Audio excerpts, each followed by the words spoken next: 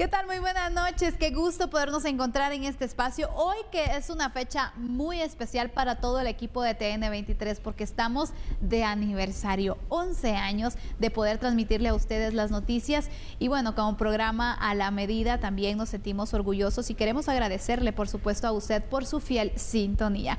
Fernando, ¿cómo estás? Buenas noches. Feliz aniversario también para ti. Hola Sandy, buenas noches. Feliz 11 aniversario para ti, para nuestros amigos camarógrafos, nuestros amigos allá arriba en la dirección de cámaras, para todos, nuestro director. Realmente este espacio, este canal está creciendo día con día porque usted se da cuenta que acá tiene a periodistas que estamos entregados para que su vida, su nivel cultural, su espacio de conocer la coyuntura tenga realmente un porqué con los análisis que incluso le presentamos acá en A la Medida. Así que gracias por acompañarnos. Y bueno, aquí le presentamos noticias nacionales, el análisis, pero también conocemos lo que pasa en el mundo y es Andrés Estrada quien nos presenta el resumen en el programa A la Medida. ¿Cómo estás, Andrés? Feliz aniversario también para ti. ¿Qué tal? Feliz noche, feliz aniversario. Sandy, Fernando, mucha información a nivel internacional. En Grecia, una colisión de trenes totalmente mortal. Según el primer ministro, fue un error humano. Y en Ucrania, a diferencia de nosotros, tienen bien marcadas las estaciones. Primer día de primavera y el presidente de Ucrania dice, sobrevivimos el invierno, que es lo que se argumenta, quería hacer Rusia, afectarlos. ¿Te recuerdas todos esos ataques en contra de las instalaciones eléctricas para que pasaran un invierno difícil? Dice el presidente de Ucrania, sobrevivimos el invierno. Así que si quiere conocer detalles sobre estas noticias, lo invitamos a que se quede con nosotros. Comenzamos. Reunión de autoridades migratorias en Estados Unidos. Exploramos su importancia y los avances que puedan surgir. ¿Qué es la obstrucción de justicia? Le presentamos un completo análisis legal. Comisión de Derechos Humanos de la ONU en Guatemala. Un representante sostendrá reuniones con varios funcionarios e instituciones. Más de 13,000 candidatos inscritos. El Tribunal Supremo Electoral avanza con la inscripción previo a las próximas elecciones.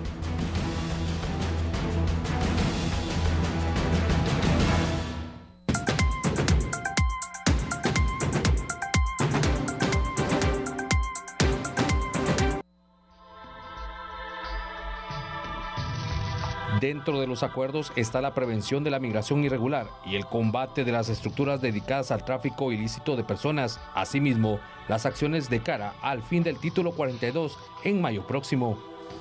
Estamos trabajando de la mano con los países amigos que estamos involucrados en todo este tema migratorio y es importantísimo este tipo de reuniones porque se tiene la confianza con el gobierno de Guatemala. El gobierno de los Estados Unidos está viendo el trabajo que se está haciendo, la detención de las caravanas, el trabajo que se tiene con los extracontinentales que están viendo últimamente en recién aprobación que se dio por autoridad migratoria de las visas a los ciudadanos de República Dominicana, donde vimos realmente una baja.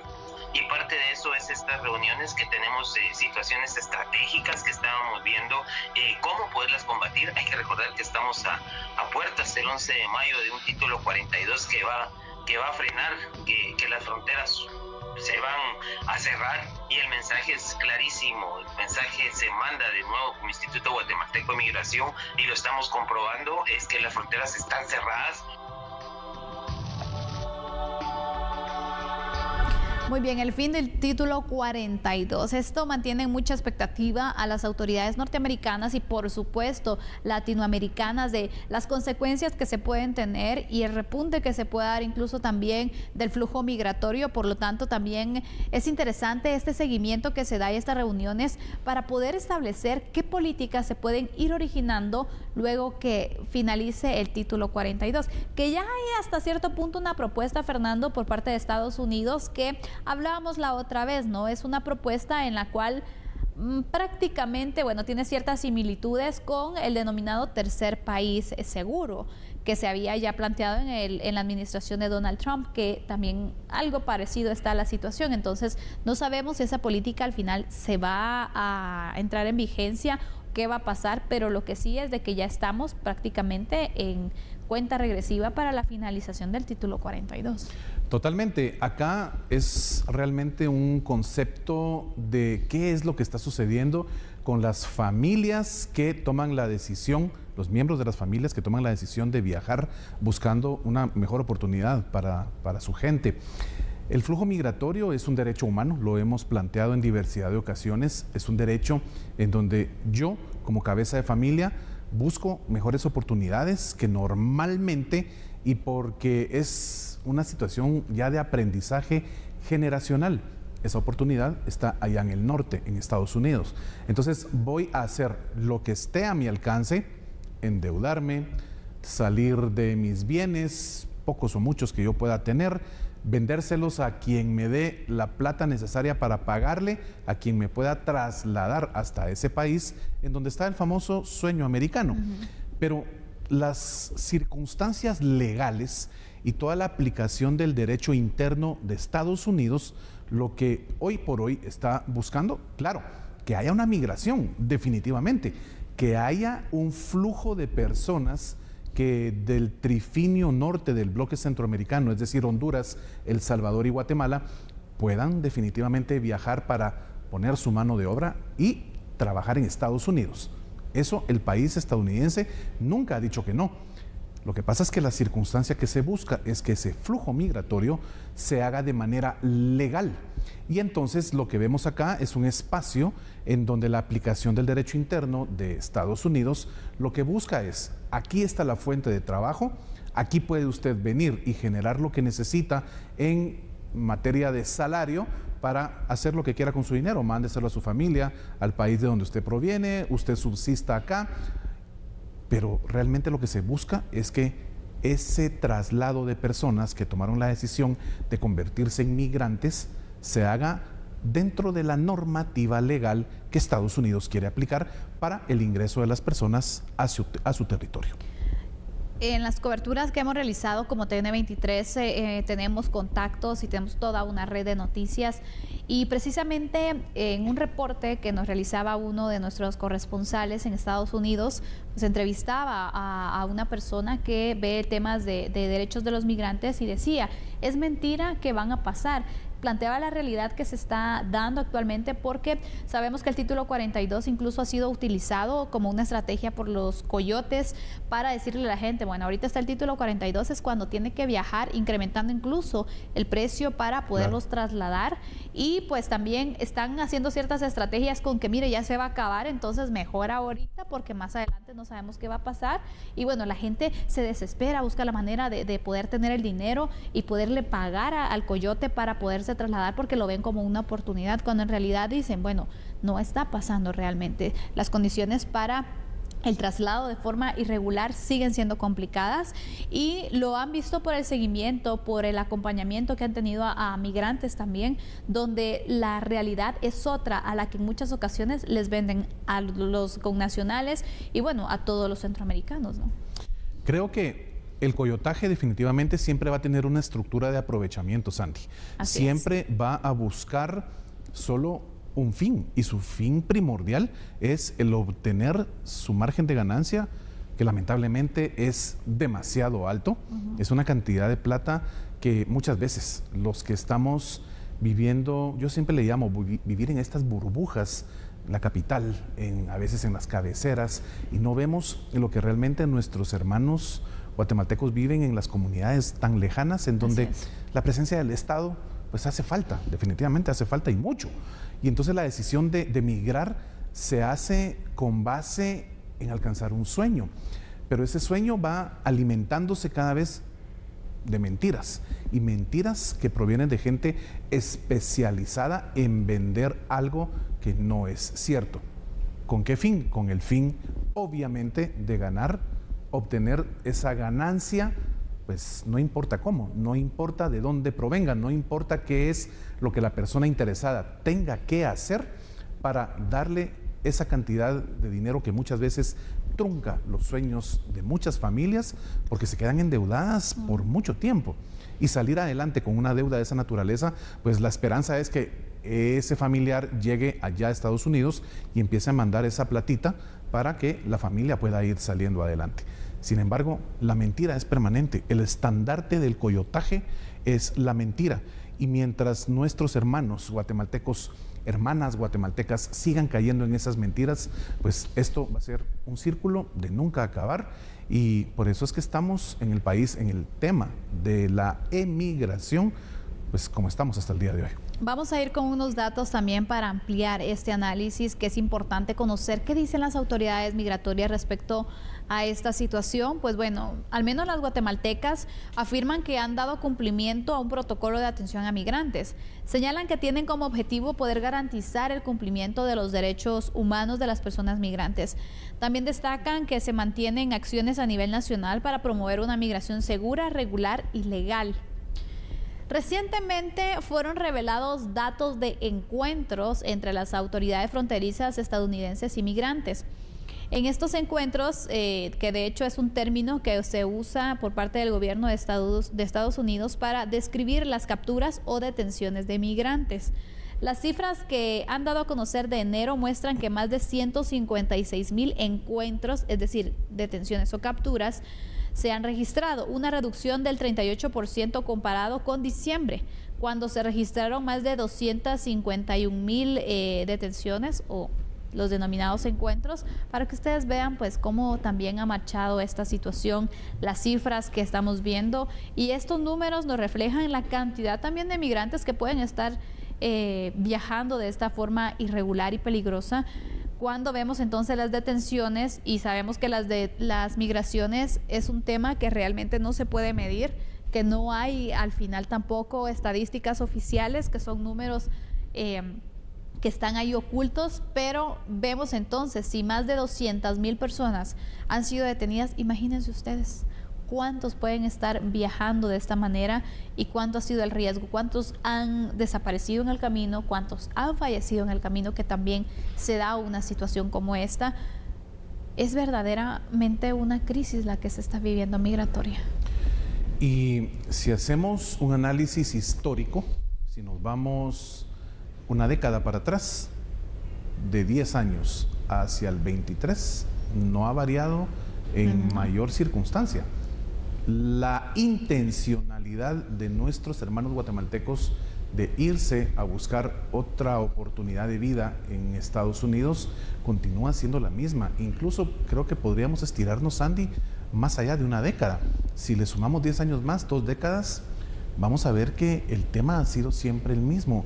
Una crisis de circunstancias de vida que el país no les puede dar a los connacionales, sobre todo a las personas que viven en pobreza y en pobreza extrema, y entonces la decisión de ver qué hacen para literalmente tomar sus pocas cosas y buscar ese sueño americano, pues es una decisión que no ha variado. Por supuesto, los números de las detenciones o bien encuentros, como le llama Estados Unidos, por solo cambiarle un nombre y tener un poco de más protocolo para nombrarlo, simple y sencillamente es una fluctuación que se maneja un poco al alza y un poco a la baja, dependiendo qué mes sea. Pero cuando sacamos el promedio, realmente la cantidad no varía. Son 230,000, 232,000 personas que pues ven truncado ese sueño y se quedan con las grandes deudas, se quedan muchas veces con lesiones graves o lesiones gravísimas en su cuerpo, regresan con impedimentos para desarrollarse acá, si bien les va en un trabajo, porque naturalmente esa experiencia de viajar a través de todo México y tratar de pasar esa frontera entre México y Estados Unidos es una complicación que muchas veces cobra una factura elevadísima. Yo le estoy hablando de lesiones, pero ¿qué sucede, como decía Sandy, cuando hablamos de números de fallecidos, de personas que han muerto en ese intento por alcanzar el sueño americano? Es una tarea bien complicada para el Estado de Guatemala y, por supuesto, trabajando de la mano con ese liderazgo, esa mentalidad que Estados Unidos debe brindarle a estos países en materia de inversión, de abrir esas oportunidades de inversión a lo interno de nuestros países para que la gente ya no tome la decisión de viajar de manera ilegal. Al final entonces son soluciones que se tienen que ir dando, que yo creo que es urgente también, porque la necesidad es la que está moviendo a muchas personas a arriesgarse. Muchos saben incluso el riesgo al que se están enfrentando, pero la necesidad, el hambre, la falta de oportunidades los hace arriesgarse y no importarles entonces si se mueren en el camino, si les pasa algo, porque saben que acá les puede pasar. Si es por situaciones de violencia, que también son motivos por los cuales una persona también decide viajar de esta manera, entonces es necesario que las autoridades ya pongan un plan integral para ayuda y respuesta a los guatemaltecos que impida que puedan viajar de esta forma y se arriesguen como lo hacen constantemente. Así es. Vamos a ir a una pausa en este momento. Nuestro segundo tema para el análisis es sobre la obstrucción a la justicia. ¿Sabe usted qué es?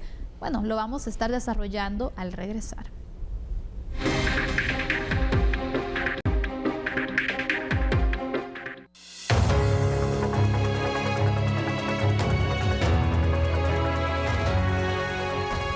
Vamos a ir entonces hablando de este tema, obstrucción de justicia, que se ha hablado mucho durante estos días y es necesario que podamos dedicar un espacio para poder explicar sobre este término, sobre este delito. ¿Qué dice la ley? Yo quiero iniciar pues explicando un poco nuestra legislación respecto a este tema y vamos a mostrar estos datos que también es importante para que usted vaya conociendo qué es lo que estipulan nuestras leyes respecto a obstrucción de justicia, porque se habla entonces de obstrucción de justicia de la siguiente manera.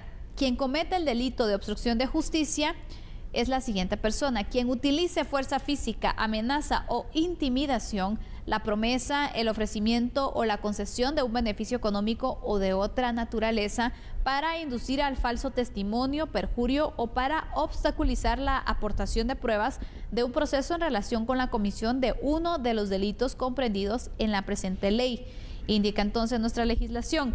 También dice: quien de cualquier forma amenace o coaccione a algún miembro del organismo judicial, Ministerio Público, Policía Nacional Civil, auxiliares de la Administración de Justicia, traductores, intérpretes, peritos, testigos y demás sujetos procesales, con el fin de influir en su comportamiento u obstaculizar el cumplimiento de sus funciones de la investigación y persecución penal de los delitos comprendidos en la presente ley.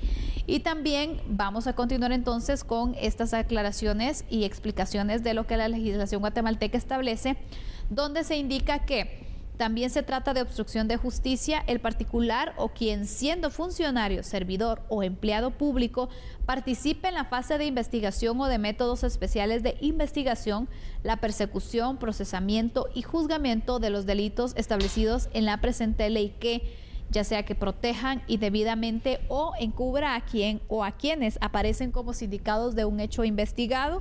También quien oculte información o entregue información errónea o falsa que afecte el bien curso de la investigación o el proceso. También se establece que quien falsifique o altere documentos y medios probatorios o los destruya, quien actúe con retardo intencional de tal forma que obstaculice la investigación, la persecución penal o el juzgamiento.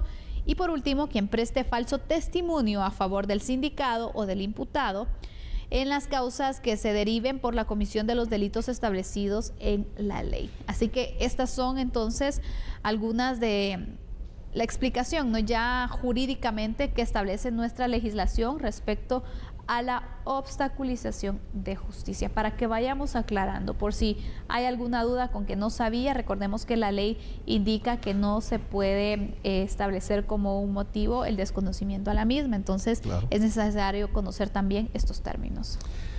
A ver, aquí el tema es que cuando hay una persona sindicada de haber cometido un delito, esa persona tomó la decisión de hacer algo malo, simplemente afectar pues a su prójimo con engaños, con una estafa, con una violencia, qué sé yo. El Código Penal establece una cantidad de actitudes que realmente el ser humano toma para sí en cuanto a ofender a la ley, pretender pasarse por sobre la ley. Entonces, esta actitud tiene una consecuencia. Para que esa consecuencia la enfrente la persona sindicada que está involucrada en la comisión de un delito, pues naturalmente se tienen que aportar pruebas para que durante las etapas del proceso se vayan dilucidando paso a paso, plazo a plazo, cada una de ellas. Entonces, si el sindicato tiene una actitud de pretender que haya una dilación, es decir, que se dilate, que se atrase el proceso en favor de él o de ella, y esto utilizando cualquier tipo de acciones, amenazas, sobornos, ofrecimiento de regalos. Estamos hablando de aspectos en donde él o ella puede venir y hacer que todo su entorno de amistades, familiares, puedan venir, Sandy, y simple y sencillamente generar algún tipo de coacción a las personas involucradas en la agilización normal del proceso, en aportar alguna prueba, en generar algún tipo de dictamen. Y entonces, con todo este tipo de acciones que el sindicado o sindicada pretende hacer para dilatar el avance del proceso, pensando que eso puede ser positivo para él o para ella, ahí es donde cabe la obstrucción de justicia. Vea, puede circunscribirse a la actitud del sindicado y también a la actitud de la gente que le rodea, pretendiendo encubrir sus hechos, encubrir sus actos y haciendo lo que a su alcance esté para ofrecerle a las personas lo que sea necesario con tal que el sindicado, pues simple y sencillamente, no tenga sobre él o sobre ella la caída del peso de la ley. Eso es lo que significa en palabras sencillas lo que nuestro ordenamiento jurídico penal establece. El Código Penal es una de nuestras tantas leyes ordinarias que dentro de la supremacía constitucional ocupa ese tercer lugar, en donde las leyes ordinarias pues naturalmente tienen su espacio preponderante para que todos podamos vivir dentro de esta sociedad con un orden establecido, el orden que establece la ley, la norma, y nadie puede pasarse por encima de ella. Pero cuando se pretende atrasar las cosas, cuando se pretende poner zancadilla a la aplicación de la justicia, incluso, ahí es donde cae esta figura delictiva contenida en nuestro Código Penal llamada obstrucción de justicia.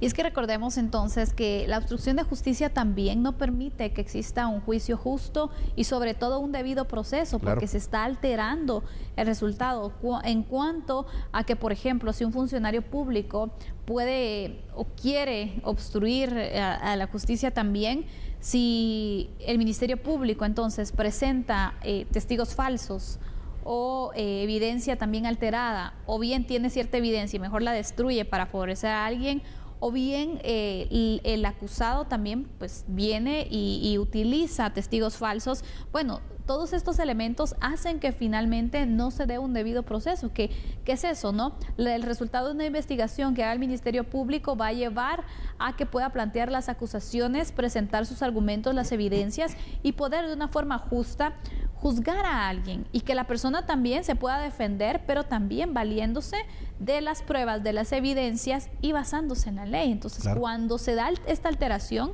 precisamente es una debilidad también a la justicia. ¿Tú qué piensas, como ya para ir concluyendo? Mira, aquí estamos hablando de diversas figuras que nuestro ordenamiento penal establece.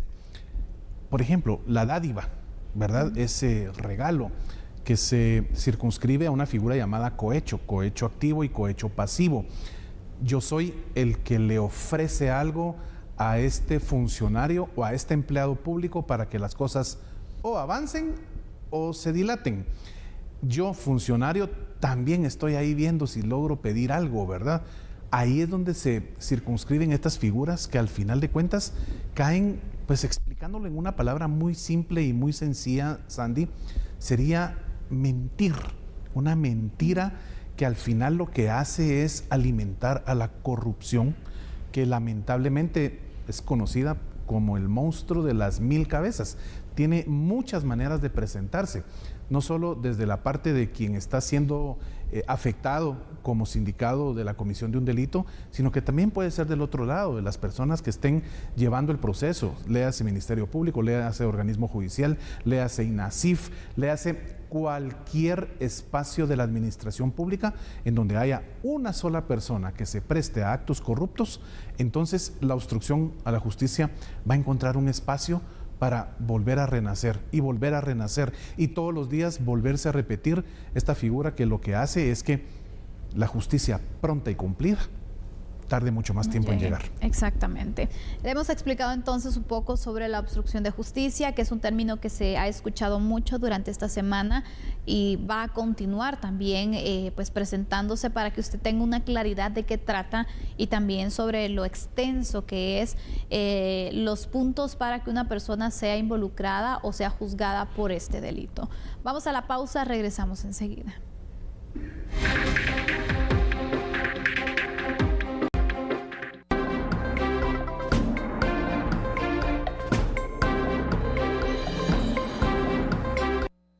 La Comisión de Derechos Humanos del Congreso de la República recibió la visita de Mika Kanel Babuori, director de la Oficina del Alto Comisionado de la Organización de las Naciones Unidas para los Derechos Humanos. El Alto Comisionado señaló que analizarán las acciones implementadas en el país en cumplimiento del derecho de la niñez, pueblos indígenas, entre otros.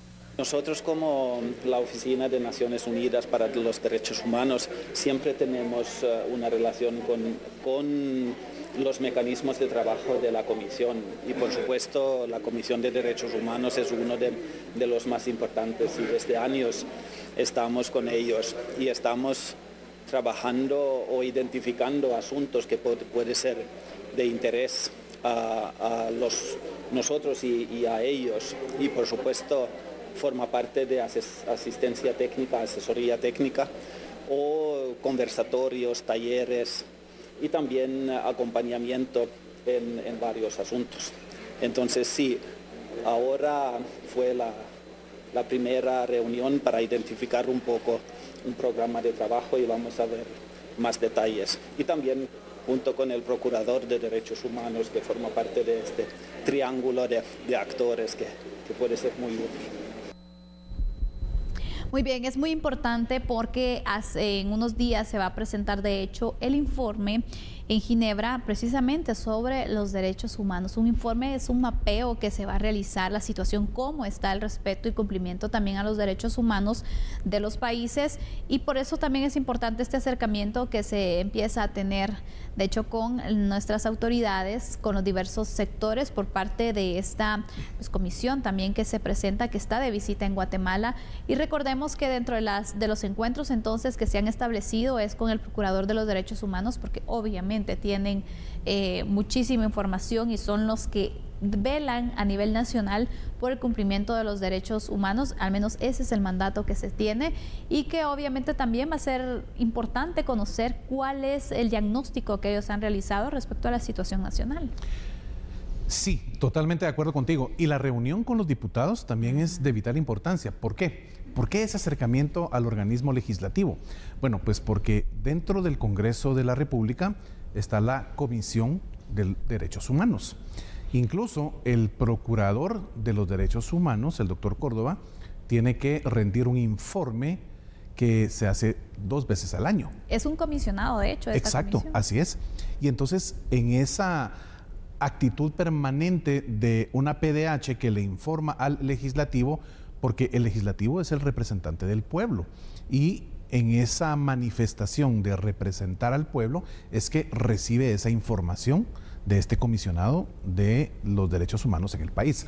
Entonces, naturalmente, el máximo representante de los derechos humanos a nivel ya de un estrato de países que conforman una misma línea de comunicación en función de la defensa de esos derechos que le asisten a usted, que me asisten a mí, que le asisten a Sandy, los derechos humanos, debe necesariamente que recibir una retroalimentación muy profunda de parte de los legisladores. Entonces, ahí es donde radica esa importancia del acercamiento con los diputados, en donde le manifiestan cuál es la situación actual del país en esa rama. Y por supuesto con el PDH, porque naturalmente de ahí, como dijo Sandy, recibirá esa información al día de qué es lo que se está viviendo en nuestro país. Si se diera el caso, Fernando, de que esta comisión, esta comitiva, tuviera un acercamiento ya con la ciudadanía y dijera, bueno, ¿cómo califica usted el cumplimiento de los derechos humanos? ¿Cuáles son los derechos que cree que no se han logrado cumplir? ¿Cuáles crees tú que podrían estar tambaleando por ahí? Bueno, ahorita me sentí como en privado. Hablando, ¿eh? Una pregunta muy directa y muy puntual. ¿Cuál es el sentir de la ciudadanía? Creo que lo más importante es definir si todos los ciudadanos estamos en la línea de entender qué significa la aplicación de los derechos humanos en nuestro día a día. Derecho humano más importante, lo he dicho en varias ocasiones acá, el bien jurídico tutelado que el Estado debe proteger para todos nosotros. ¿Cuál es? La vida. Y ese derecho humano, si le preguntamos, hagamos una muestra, ¿verdad?, de 100 personas. A 100 personas que opinan de ese derecho humano, de cómo el Estado lo está protegiendo, creo que la respuesta sería mayoritariamente negativa, porque los índices que se publican en materia de afectación a la vida de los ciudadanos chapines, pues naturalmente nos impacta día con día con números rojos. De ahí el acceso a la salud, otro derecho humano reconocido a nivel mundial. Se está dando un acceso realmente de manera ágil para todos los guatemaltecos y guatemaltecas alrededor del país en materia de salud pública.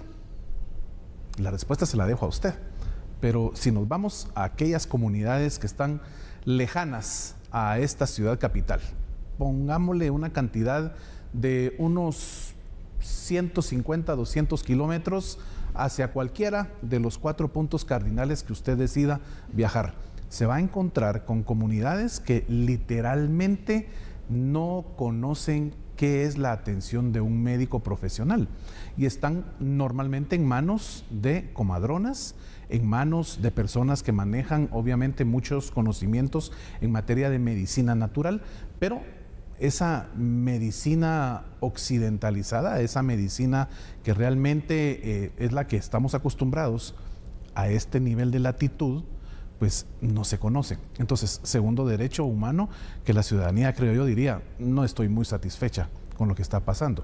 Tercer derecho humano, para quedarnos ahí, la educación. ¿Cómo está ese derecho universal reconocido en todos los países que han ratificado los convenios internacionales en materia de derechos humanos?